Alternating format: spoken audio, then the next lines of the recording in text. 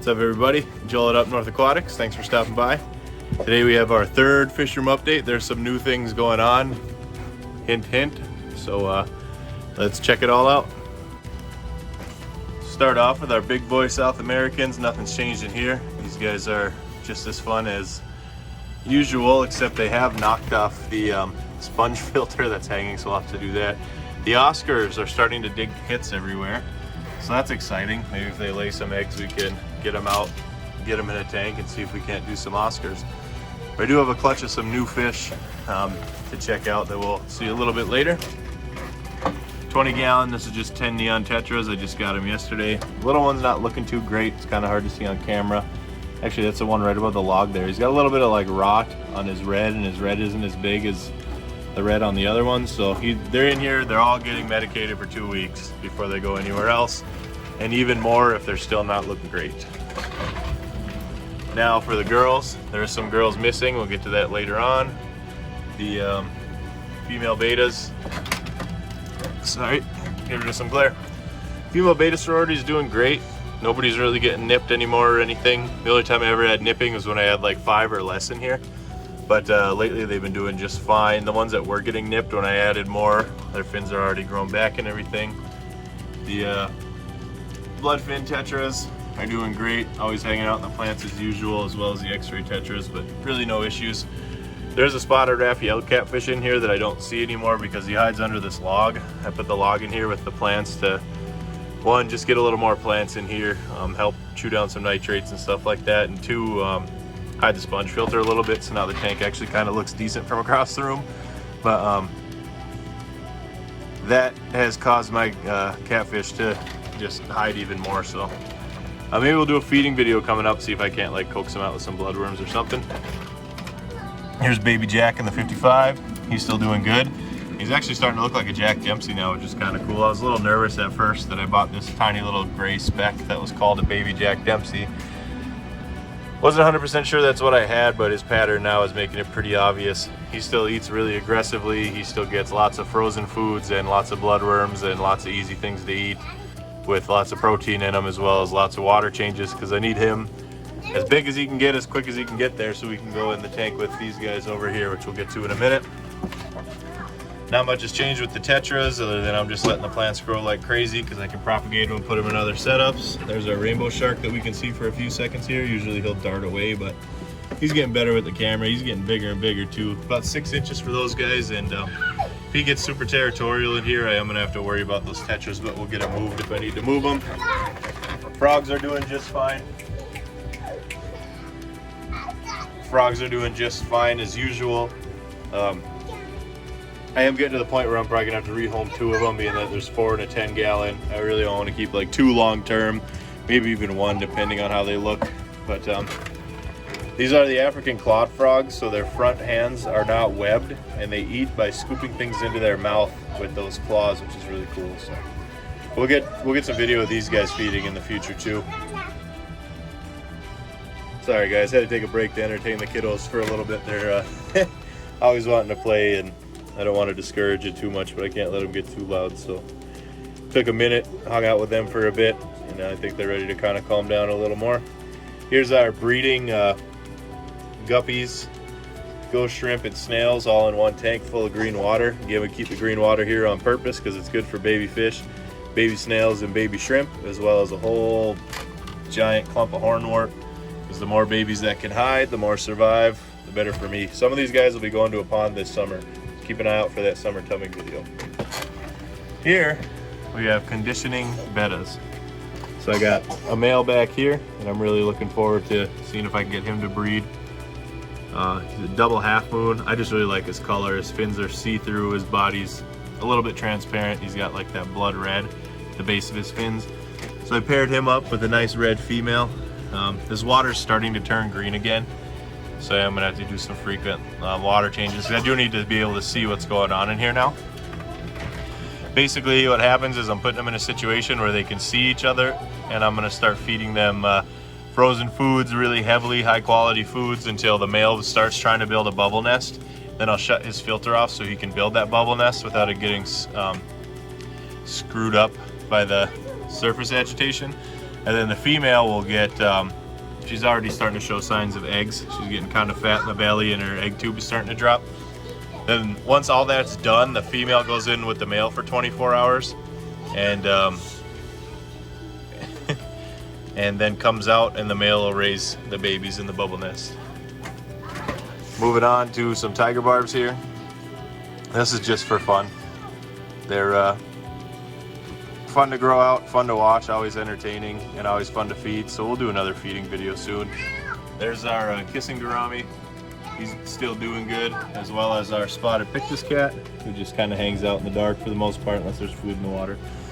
Still looking for more spotted pictus cats. They're turning out to be hard to find somehow. I don't know how, but somehow. Snails, got some roommates. I put my regular white clouds in here, just because I can't see them in the black ponds anymore. I never could, I guess. And there they are munching on some algae wafers. And that's when they all really come out of the gravel and stuff. You can see how many there are.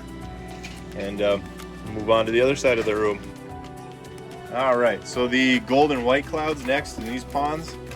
The whole colony of goldens is in this one pond with, as you can see, a ton of spawning mops. I'm trying floating ones and sinking ones.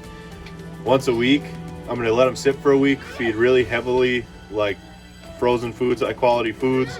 There are females showing eggs. There are males that are kind of flashing their colors at the females. So they'll get a lot of high quality food for a week. And then the spawning mops will go in here for a week to see if there's any eggs that hatch. So kind of, once I get a bunch of hatchlings in here, we'll raise them up to adult size, put them back in here and do the same thing. And keep doing that over and over again until I have like a decent amount to sell. Because the end goal is to make this profitable. So start selling on eBay and things like that. Up here, the other South American grow out with the electric blue acara, who's absolutely stunning, but absolutely nuts. Doesn't bother anybody, but just never stops going.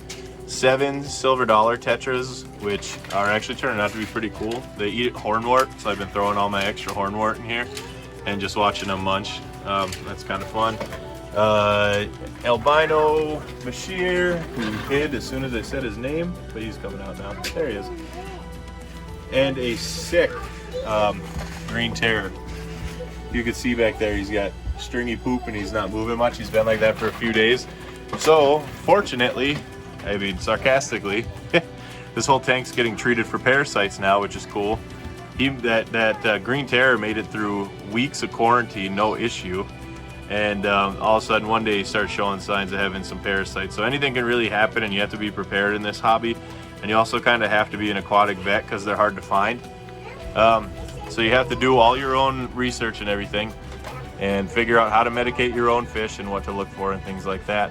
But I'm confident we can get them through it. All these fish in here are like extremely hardy and extremely easy to treat. So we'll keep updating you guys on that. But yeah, I mean, this is why quarantine is very important, because he could have had something really bad and I would have caught it in those first 2 weeks before it spread here. But a little bit of a parasite, as odd as it is that it showed up a month later, and it could have came from one of the other fish, I guess.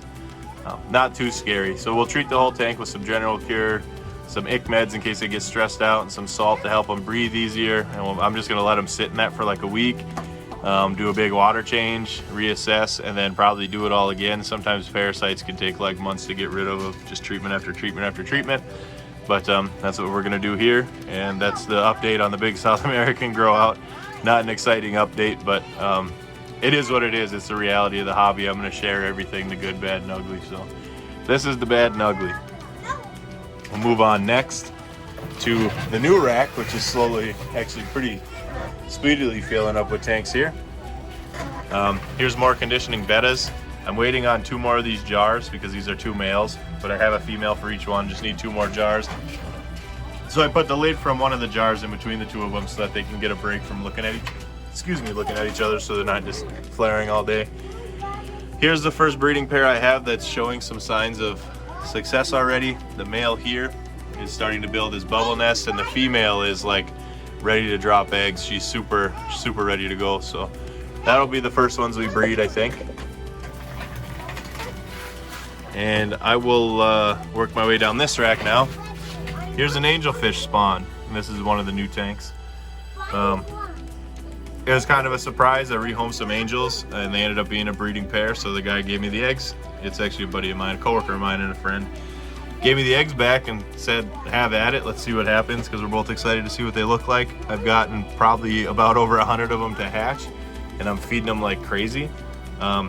Turns out, and I didn't think they would, but when they first go free swimming, they will take aquarium co-op fry food, which is very surprising, and I'm very fortunate, because they came off of their egg sacs and started free swimming while I was out of town. I was hoping I had a couple more days, but I came back to a bunch of free swimming fry. I had no food prepped, so I panicked, threw some fry food in there, and they started eating it right away, which is awesome. So there's about 100 baby angels eating fry food. They're gonna get tons of this food 3 times a day, tons of water changes, constant monitoring, and maybe in a couple months we'll have some pretty decent looking fish. These tanks are empty, these two. I used my white clouds to cycle them. They're fully cycled, the fish are ordered. The plants are ordered too. One of the plants I ordered from Aquarium Co-op got canceled, so I bought some Bacopa tissue cultures. They'll be in the planted tank update video part 3, the plants. But I just went and bought some tissue cultures from PetSmart, and this is that, seeing if they take, seeing how it does. So there's that for a little sneak peek at some of the plants. And this tank is fully stocked with 2 blue mystery snails. There's 2 blue mystery snails in here. I got more blue mystery snails coming in that are gonna hopefully breed those in here, as well as one other fish that's already ordered. So I will keep you guys updated with that as we go forward here. Almost forgot the pond. Nothing much has changed here. Some of the Shabunkin goldfish came out to help cycle some of the tanks on the rack. But everybody's back home now. The giant koi and the giant Comet will be going to a huge pond this summer. We'll do a video on that. Next summer, the Shabunkins will be rehomed once they're the size of the Comet. And then I'll be back to just the fancy tails. I started taking in fish as like rescues in this pond, is how it got to the way it was. And it works for now, but it's not going to work great long term, and I know that. So excited to have it just fancy tails back, but I got some work to do to get it there. But we'll be rehoming some of these big guys.